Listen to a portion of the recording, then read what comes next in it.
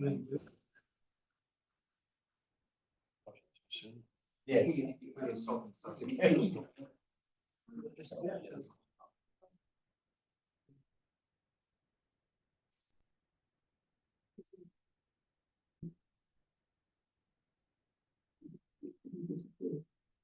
So hello everyone, this is our sixth and final Stanton lecture for this year, 2025.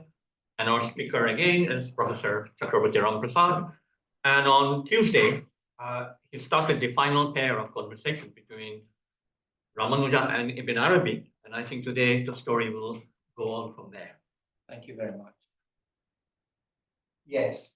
So just to very quickly reiterate what we were doing on Tuesday, I was approaching the question of oneness, ways to oneness, in the case of Ibn Arabi and Rāmānuja, with a question of how oneness presents a particular challenge to the theist, the devotional theist, or the believing theist. Because on the one hand, a rigorous metaphysics of oneness leaves all of being in God alone. But then the question comes, who are we as believers, as worshippers, as devotees, who approach this one God? We are asking that question because we've had this divine self-disclosure, revelation, sacred text, teaching, and also the source of the love we have for the divine. But none of that seems to have space in a rigorous oneness of being. So what is the status of the many? All the many beings we are and the many things that make up this world. And whereas in the previous two cases, the juxtapositions were to do with the contrast in the responses of Shankara and Chuang-Tzu to their condition of estrangement from the world, and a suggested complementarity between how Abhinavagupta and Spinoza approached monism, a monistic metaphysics. Here I'm suggesting that what we find is a stunning, straightforward comparison, and often surprising comparability between Rāmānuja and Ibn Arabi. I also said along the way that, in fact, to compare them on the many similarities is a whole other task. I'm only picking this one particular issue, this issue of how is there one God? If the one God is one being, and there is only that being, then to whom does God self-disclose? What is the status of we as the recipients of divine self-disclosure in this world that we inhabit? So we saw that with Rāmānuja, he took on several strategies to try and contain or hold together these two ideas. The most dominant of them was the idea that God as Brahman, the ground of being, as cause, considered as cause, is one, and completely without structure and without qualities. So that is how the ancient Upanishadic idea, not this is the only way to describe Brahman, is interpreted by Rāmānuja. That is to say, Brahman as cause, as a source of all things, is unreachable, unapproachable. But Brahman also is present as effect.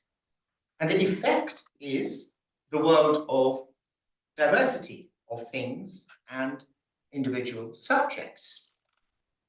Another way he tries to articulate this relationship is that when it comes to what these effects are, that is to say, us as individual beings in the material world, we are modes of the presentation of the one Brahman that is God. So this notion of modality seeks to hold together the two apparently contradictory ideas, that there is only one being, one Brahman, and yet there are also these forms of the world and of individual selves. And as I sort of couldn't go into, but commented on, Rāmānuja in fact tries many of these different metaphors to try and get at how to hold together oneness and manyness. So what, in my encounter with Ibn Arabi, I see is that structurally there is a similarity, although, and in fact, in some cases, even the language, the terminology he draws on as we receive it in translation of key concepts in the Arabic are similar. And there are other places in which, although the structure is the same, he explores them in different ways.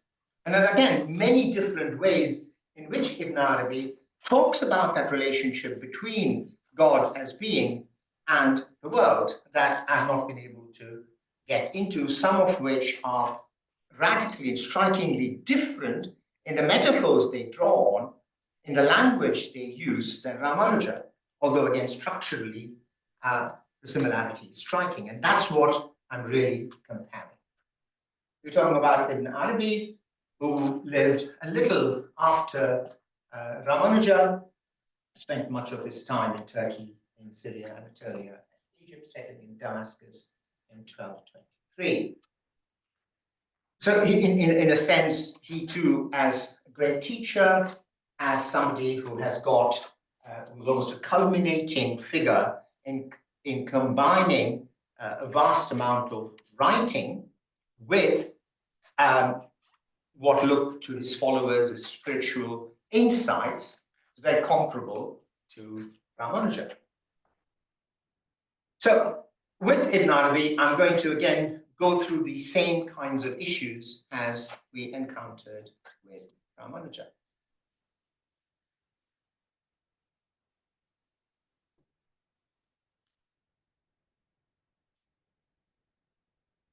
So most of the time I'm going to be using a very small number of passages from the vast composition that is the Al-Futuhat al-Makkiyah, Meccan openings.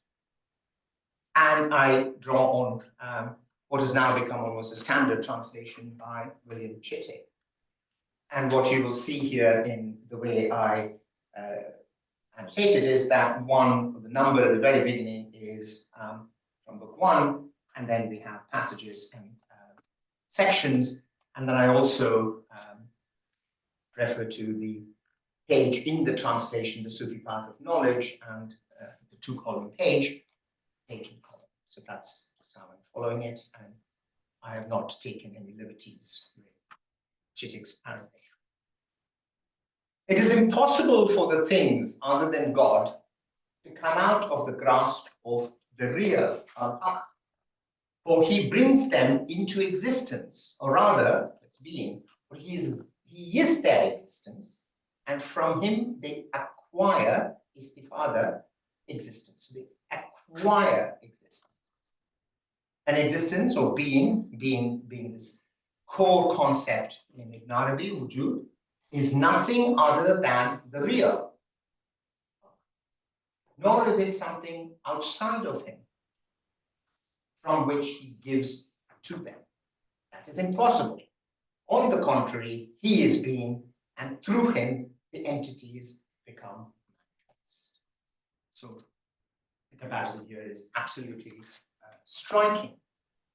This is what I've been calling the infusion that Uncle was picking up on, this idea of the infusion of being into things that are, that is to say, the things of the world and us.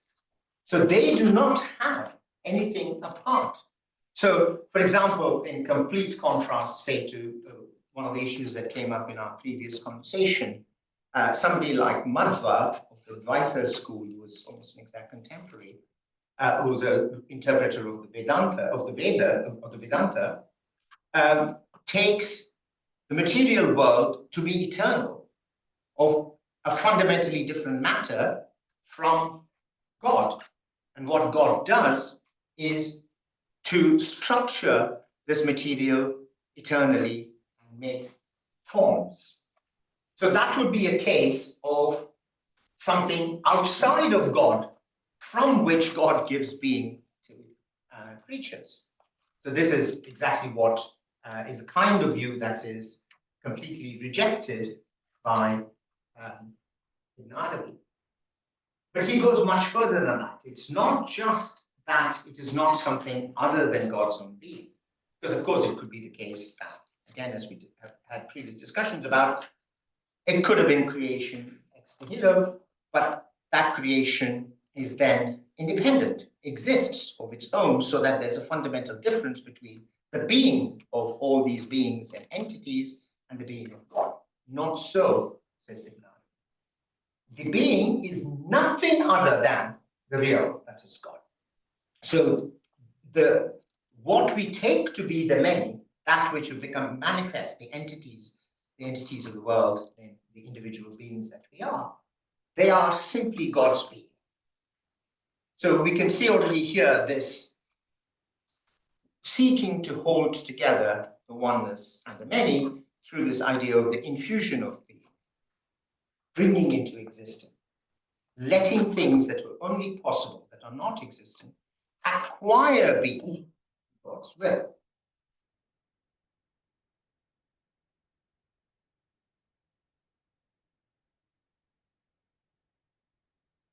The consequence of this is that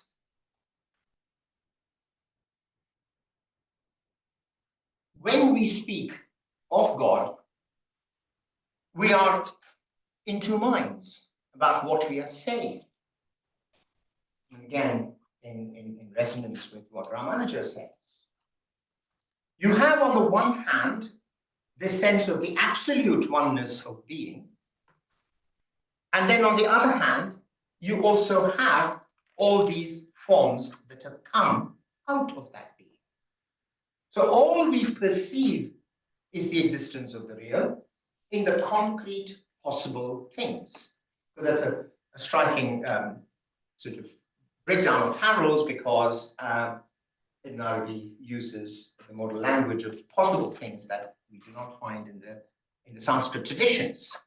There are other ways in which Rāmānuja talks about the mutable things, the transient things, perishable things, things with flaws in them, whether they are structural or moral, but not that their limitation is that they are merely possible. So that is something that we see very clearly in Arabic.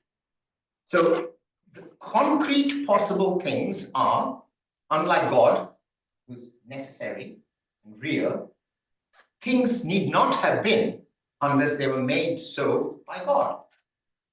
So they were possible, not necessary, and they're concrete, that is, they make up this world.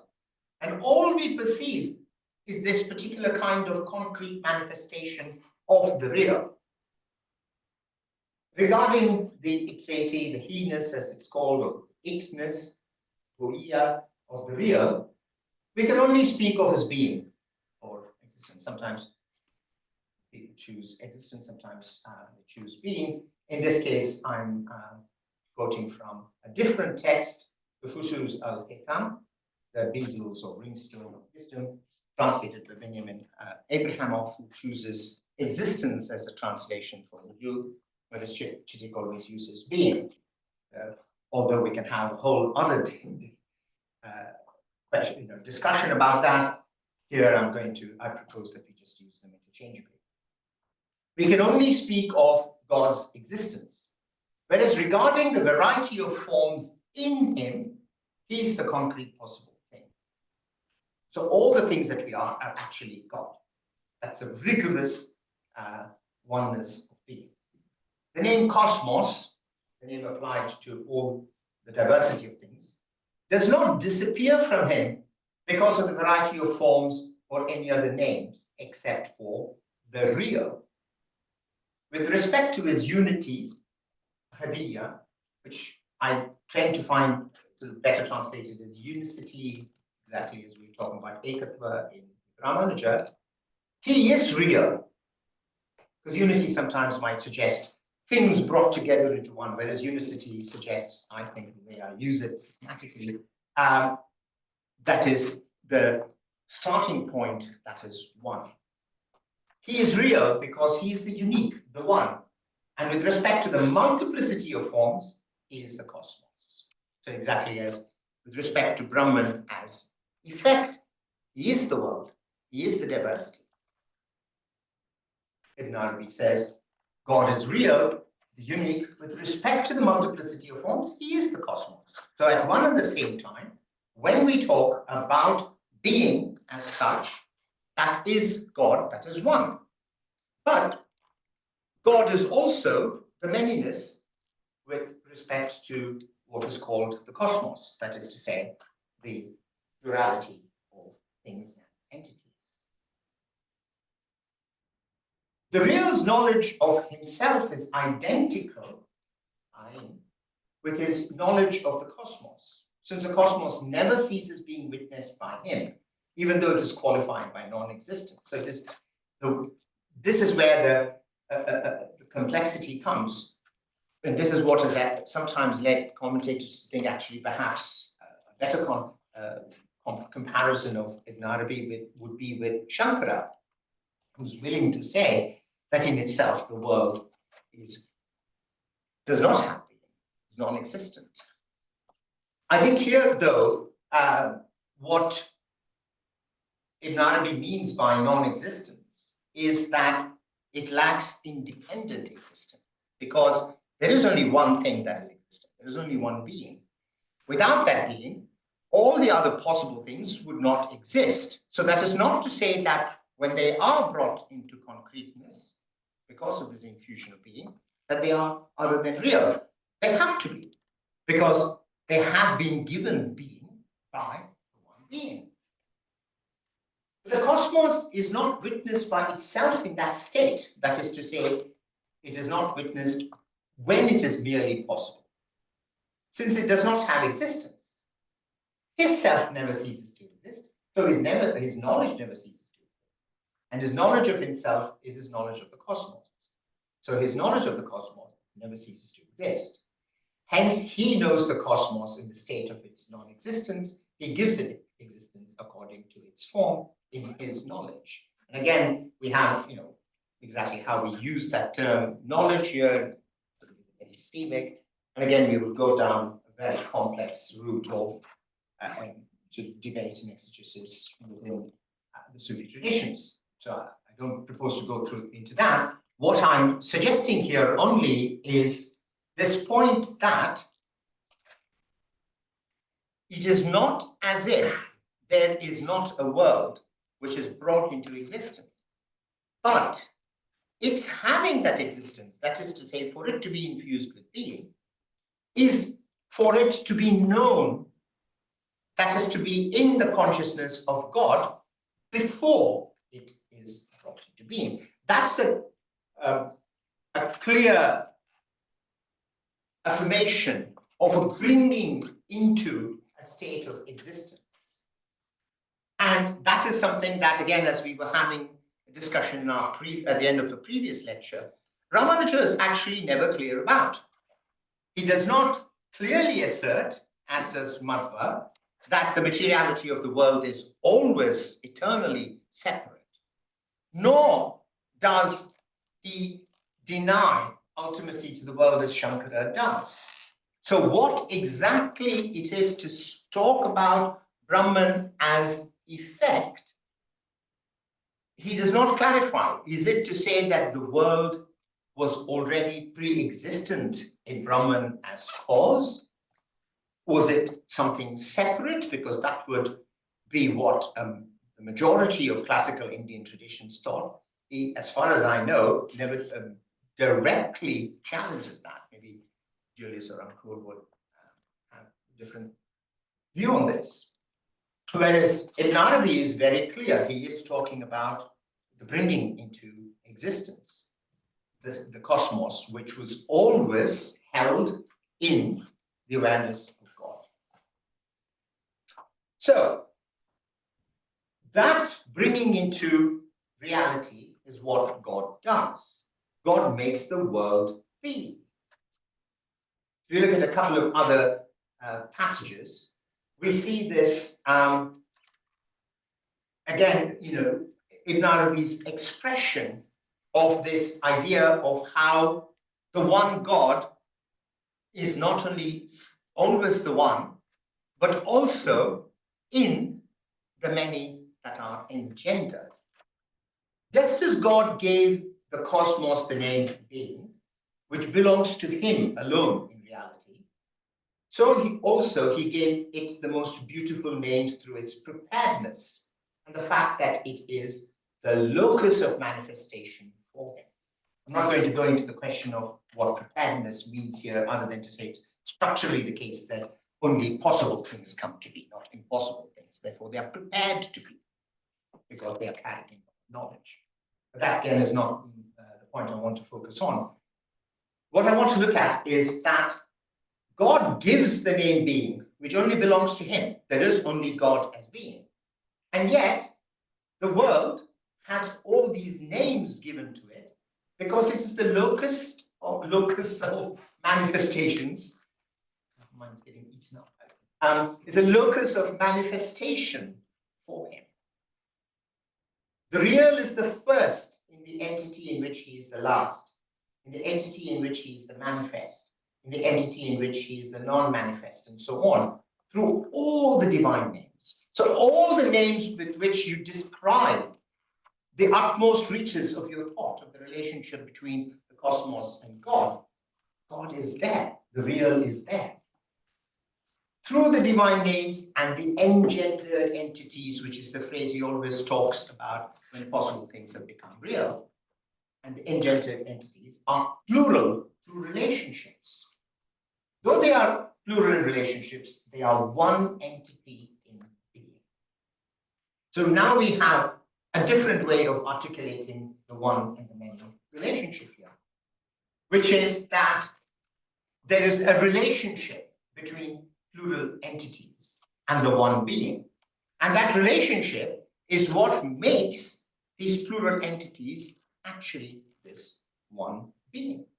So even though the world has come to be through God's fiat, and even though it is in the structural form of the many, the cosmos that has got many entities and many individuals, everything that is describable of it, which seems to be a proliferation of many, the first, the last, the manifest, the non-manifest, and so on, all of which are ways in which we try to describe the relationship between God and us, through all of that diversity, without denying that plurality, there is still only one entity in being because they are all related. They have a relationship to the one. And we look a little bit more at the nature of this relationship shortly.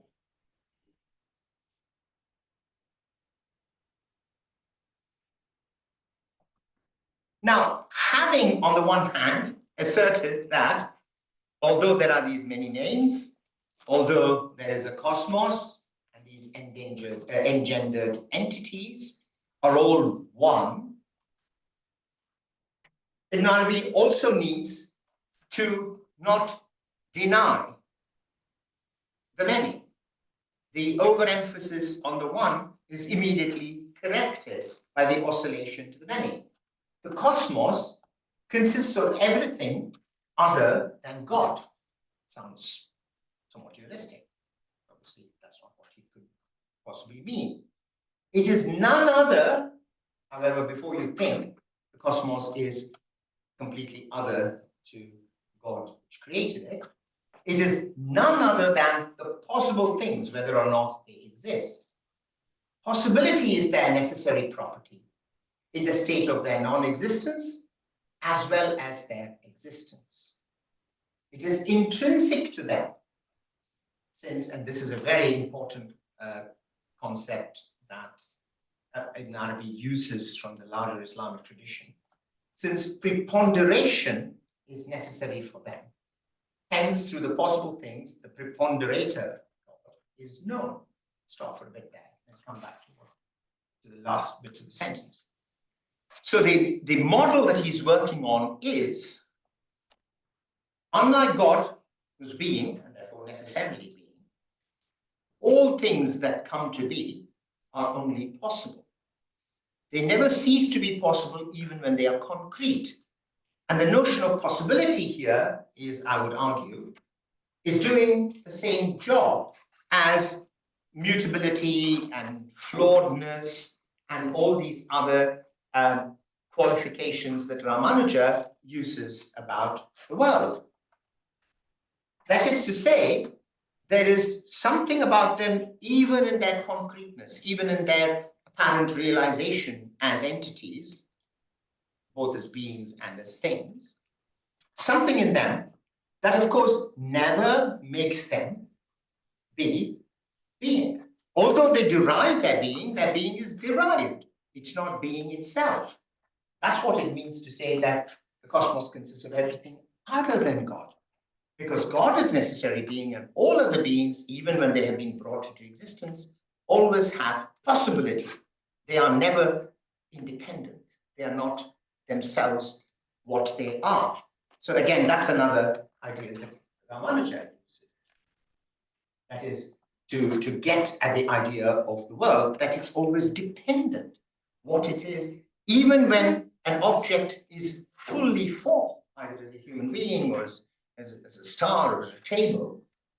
Its contingency is pointed out in non-modal language by Rāmānuja as, apart from being flawed and being limited and being mutable, also as dependent.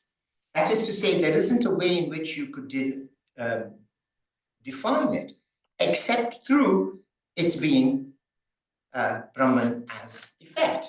You cannot get at the world independently of Brahman, whereas Brahman, of course, is by definition independent of that world. And again, there is that battle for all theists to try and establish the asymmetry between the being and the world that arises from it. Now, what Ibn Arabi does is he says, so given that they are possible and they're all contained in God's knowledge, what makes some things real? Because possible things are infinite in God's knowledge, because God's knowledge is infinite. But of course, all these things are specific things.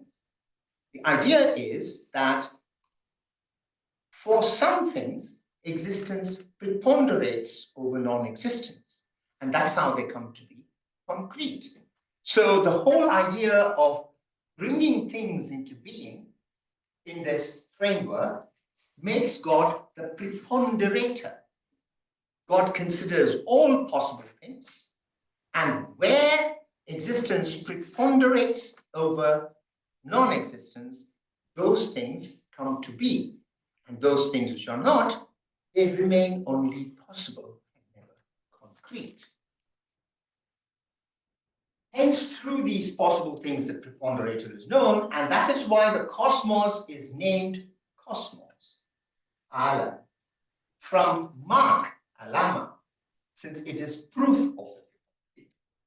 So the world is proof that something is, and something can be only when there is being that makes it so, and that being is the real, and that is God.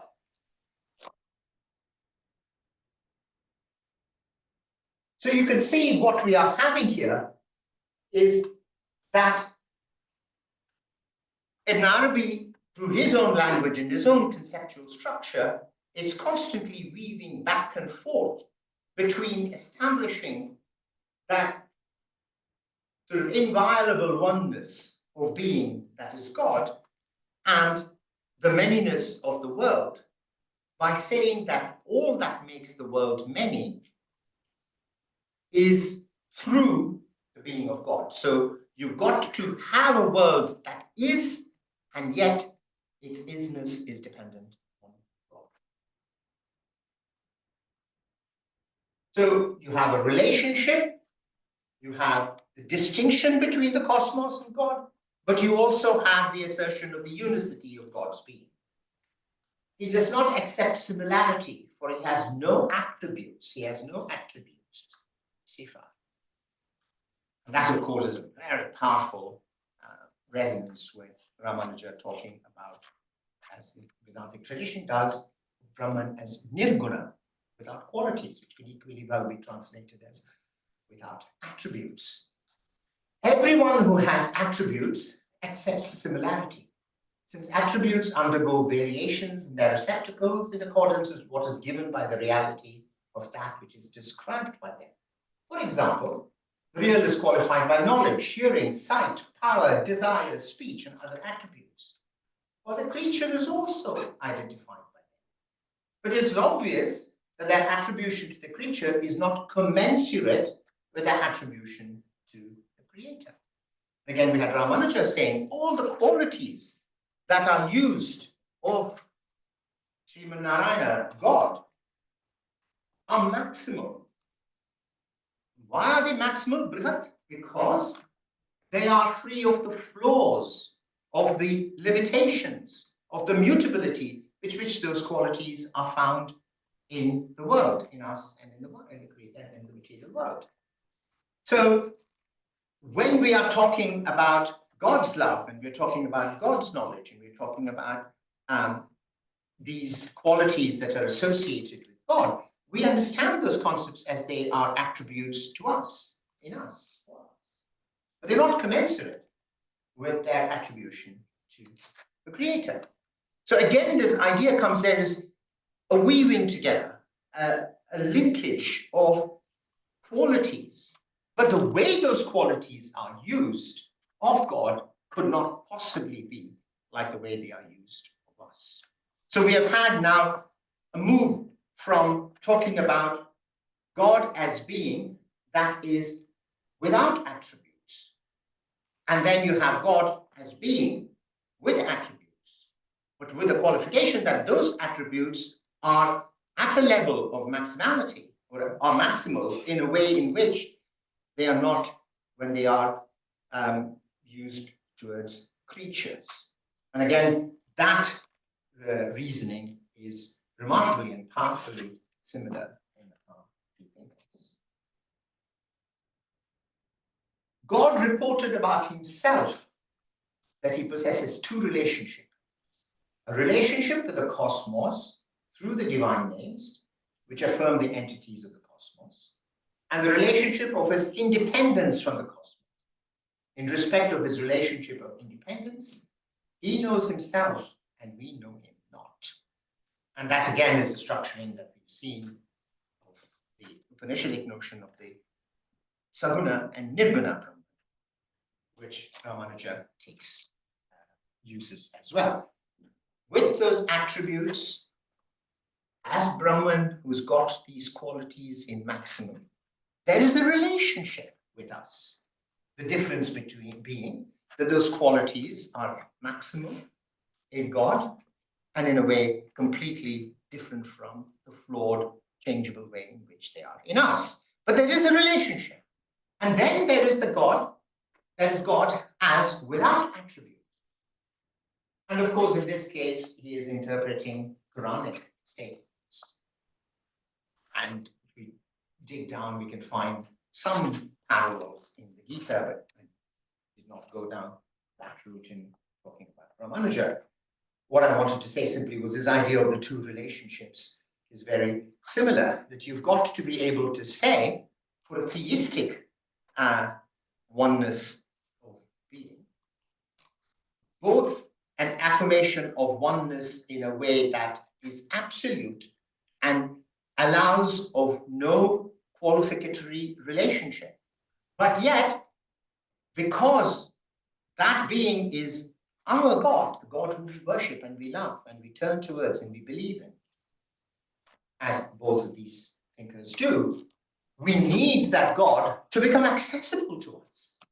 And the accessibility is through what Ibn Arabi calls the divine names. They affirm the entities of the God. They are qualified. And although we recognize the difference of qualification as they apply to us and to God, they nevertheless establish this relationship of descriptivity.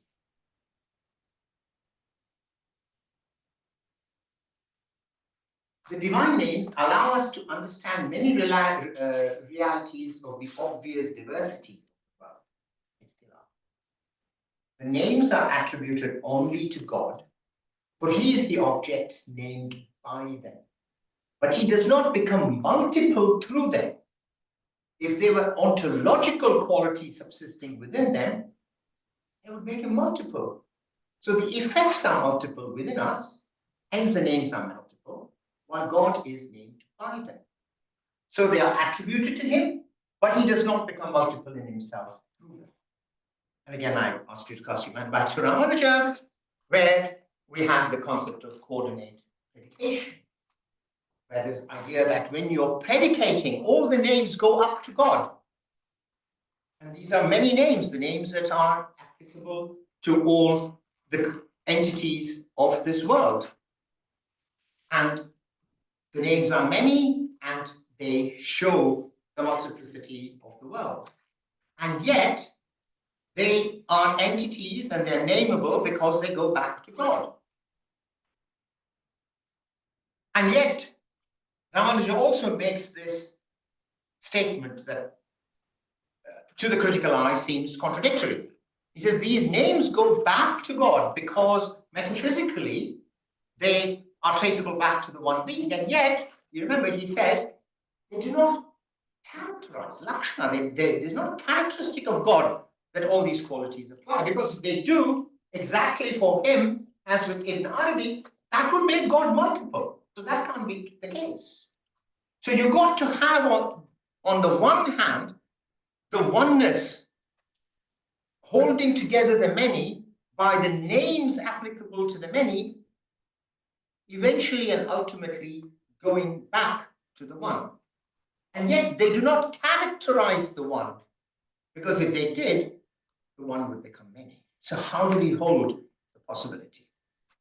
Except perhaps through the fiat of belief, that you do have the multiplicity and you have the God who is not thereby rendered multiple. But that is, of course, what the theist of oneness say.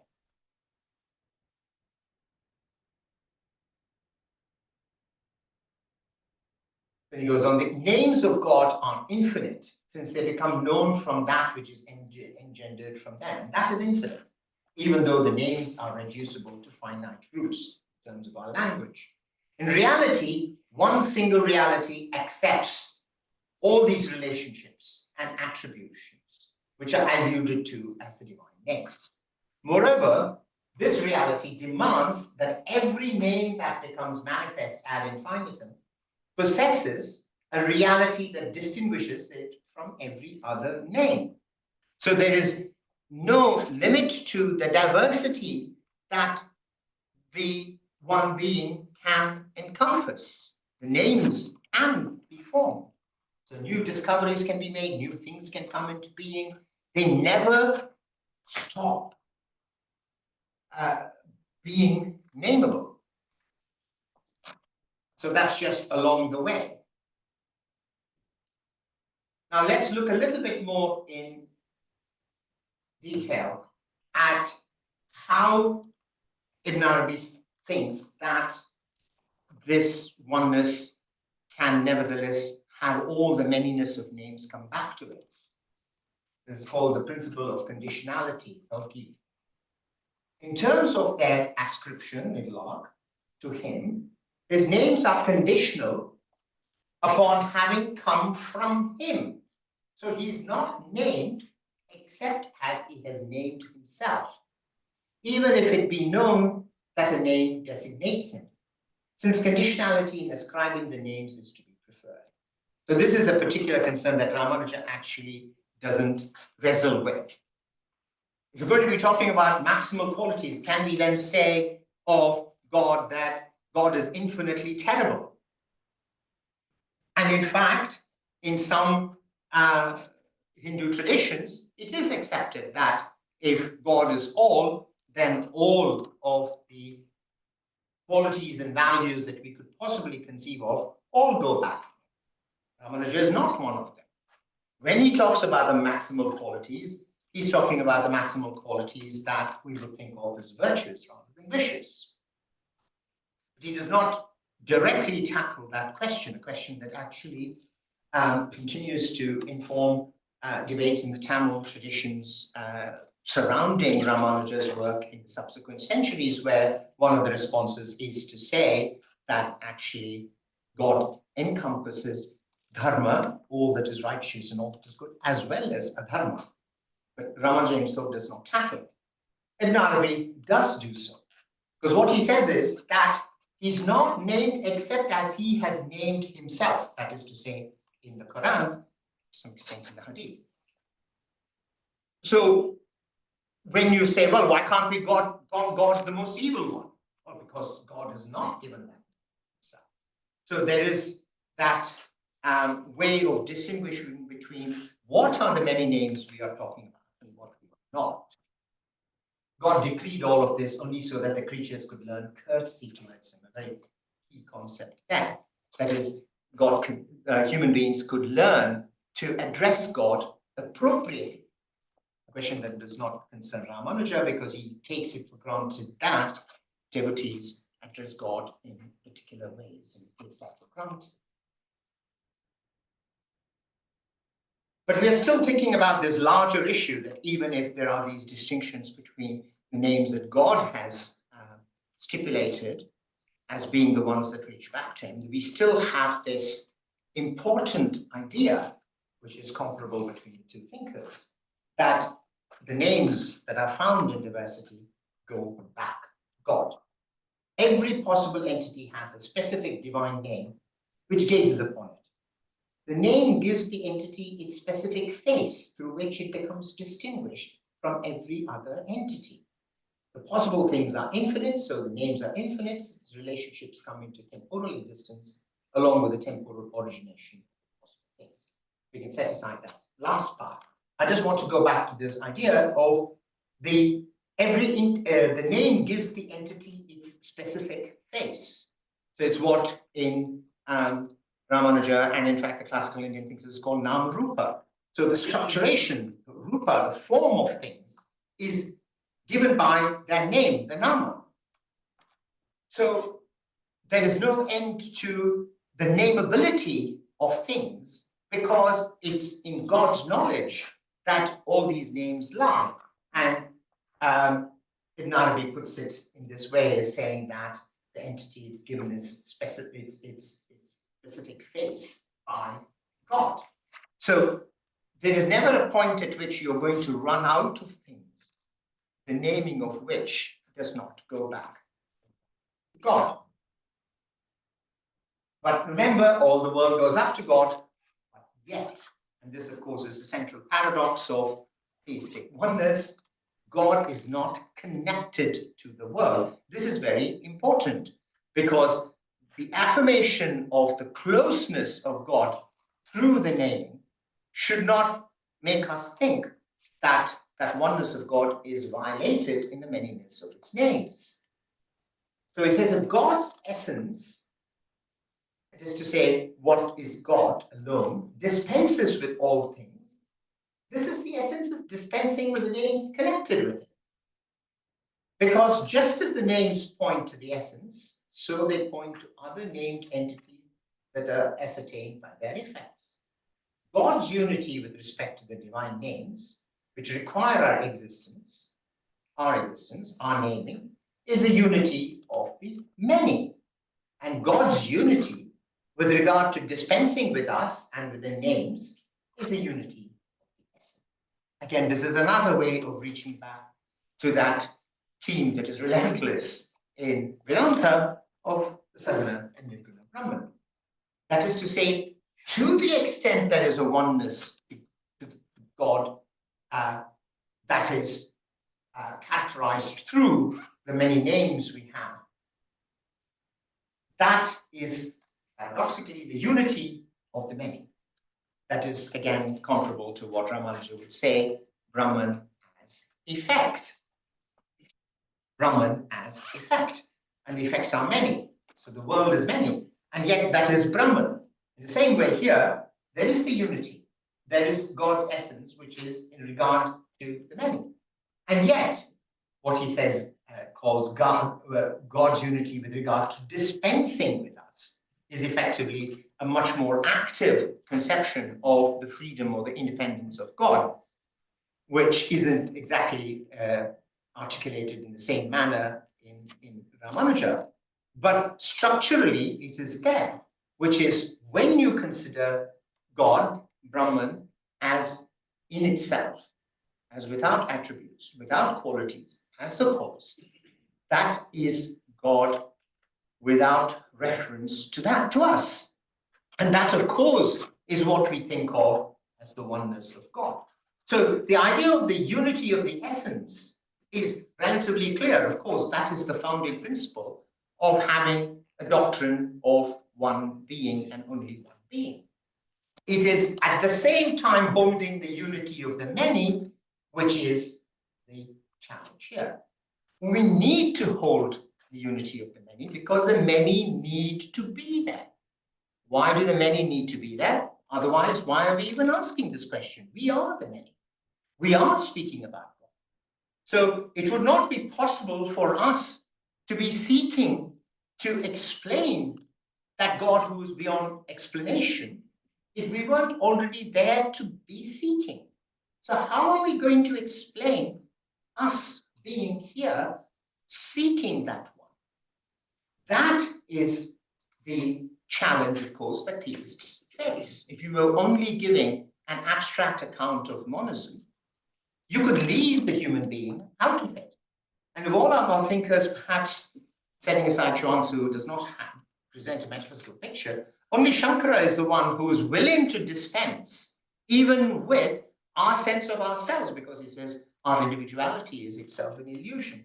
All our other thinkers, as we saw in greater and lesser measure, like we saw in Spinoza, actually, if you follow him through, it seems like he too is committed to wanting to explain ourselves, our spiritual intuition in relation to God.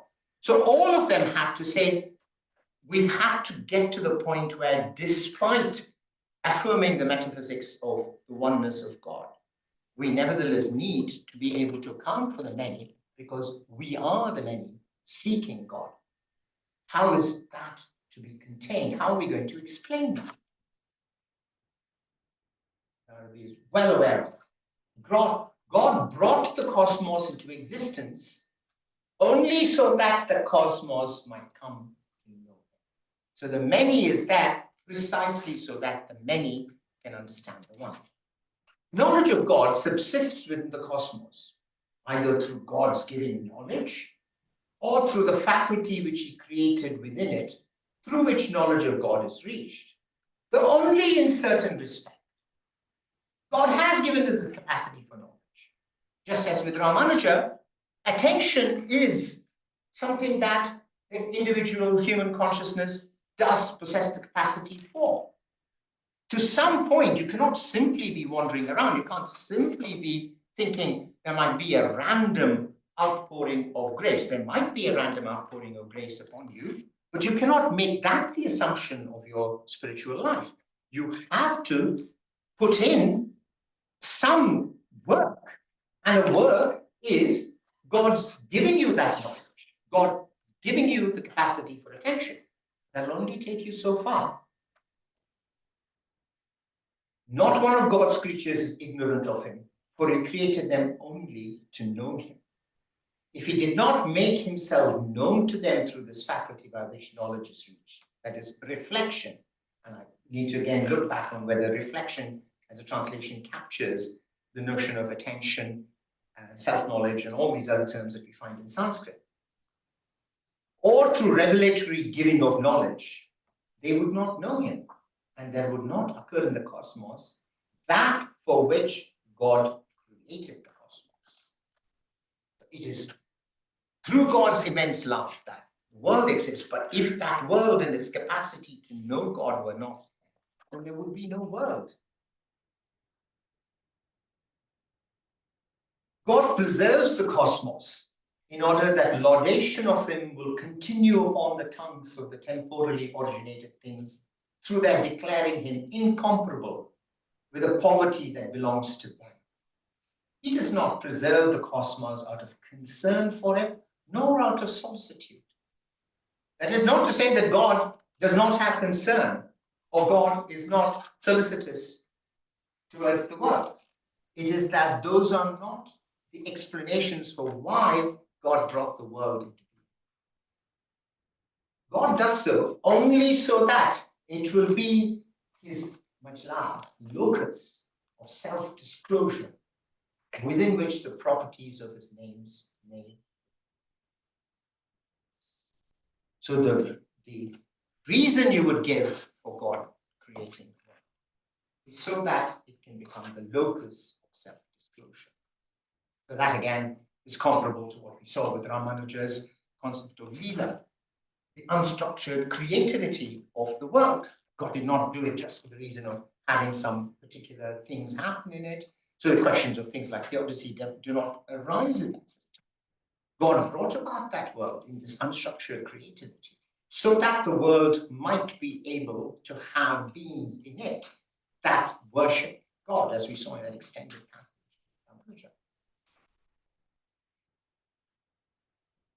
God gave preponderance to the existence of the possible things over their non-existence.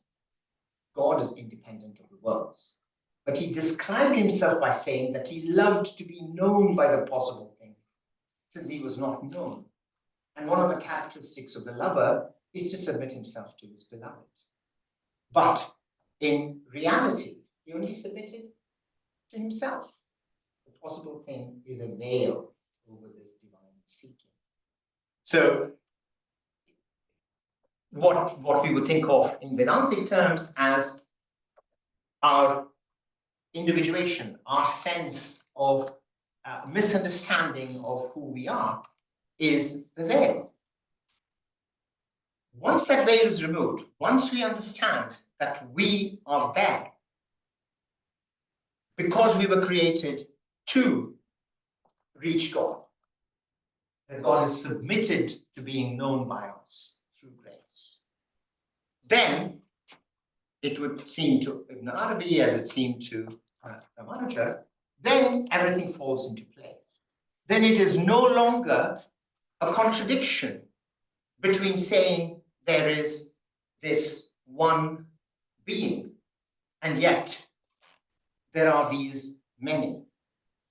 These many, who are us seeking that one being, are at one and the same time recognizing that that one being in itself is beyond our understanding, but that that one being becomes accessible through the names that surround us, so that everything we say and do goes back to that being. That being infused us with being so that it could disclose to us the many, the limited many or the possible many, depending on the language, discloses itself to us so that the non-difference between the many and the one can be realized.